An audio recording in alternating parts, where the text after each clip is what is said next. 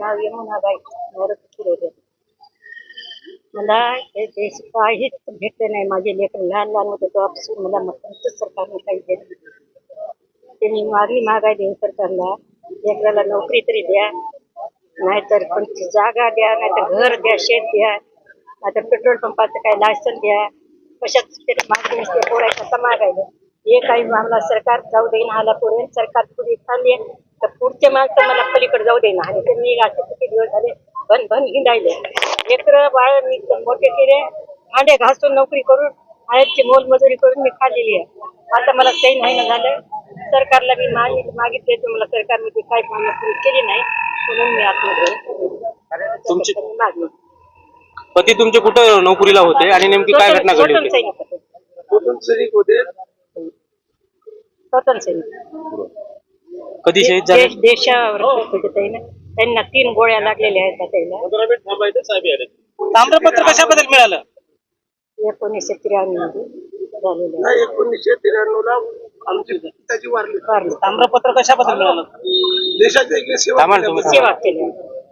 सरकारला माझ्या आईने एकीने नोटीस हे देतली, अर्ज देतली की एकीने आम्हाला शेती, पेट्रोल पंप, नाहीतर एकीने एखादा घर स्वतंत्र सैनिकाला, या समजा की नाही नोकरी. तर सरकारने आमची कोणतीच मान्यता मानली नाही. 32 वर्षापासून आमचे पिताजी वारलेले आहेत 1993 पासून. त्या टायमापासून आम्हाला गव्हर्नमेंटचा अजून कोणाच याचा लाभ भेटला नाही. त्याच्यामुळे म्हणजे कंटाळून आत्मदहन करायला की नाही चालते. 1993 मध्ये शहीद होऊन वारले होते. 3 गोळ्या लागल्या होत्या माझ्या पिताजीला. इंदिरा गांधीची बॉडीगार्ड बी राहिलेले आहेत. 1972 मध्ये त्यांना ताम्रपत्र नाही की नाही सन्मान दिलेला आहे इंदिरा गांधीजीने.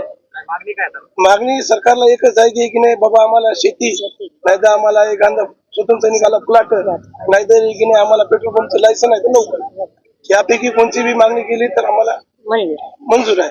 स्वतंत्र सैनिक प्लॉट म्हणलं तर की नाही पौर्णिमा नगरला कमस कम 180 प्लॉट आहेत.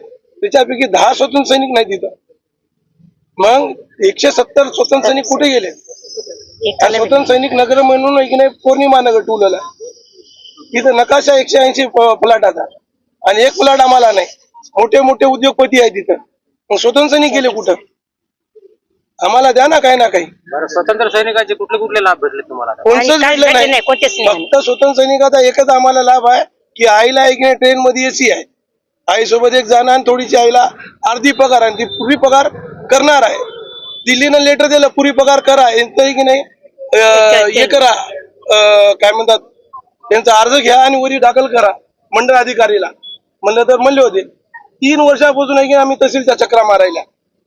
मंडळ अधिकाऱ्याने वरी आहे की नाही तहसीलला अर्ज दिला नाही. म्हणलं तर आईचं लग्न केव्हा झालं असं जे 5 जणांचं आहे की नाही म्हाताऱ्या माणसाचं एक हे द्या म्हणलं होता रिपोर्ट, आणि वरी दिल्लीनं म्हणलं होता हिंदी आणि इंग्लिश भाषेमध्ये टाका, आम्ही तुम्हाला पगार आईच्या नावानं करून देतो. माझ्या पिताजीला 2 संतान होते. तर अजून ते 4 वर्ष झालं 5 वर्ष झालं तहसीलच्या चक्रा मारायला. आता जेव्हा आई आत्मदानला आली तेव्हा मंडळ काय अधिकारी आमच्या घरी आला नोटीस द्यायला. आता तुमची मागणी आज काय केलं? आज सरकारला हेच निवेदन तेच होतं की आमचं काहीतरी बघा, नाही तर आम्ही इथून तर हलणारच नाही आणि मी आत्मदान केल्याशिवाय उठणार बी नाही. मान्यता झाली आमची मागणी तर मग तुमच्या समोरच आम्ही मान्य करूया, नाही झाली तर आम्ही निघून जाऊया.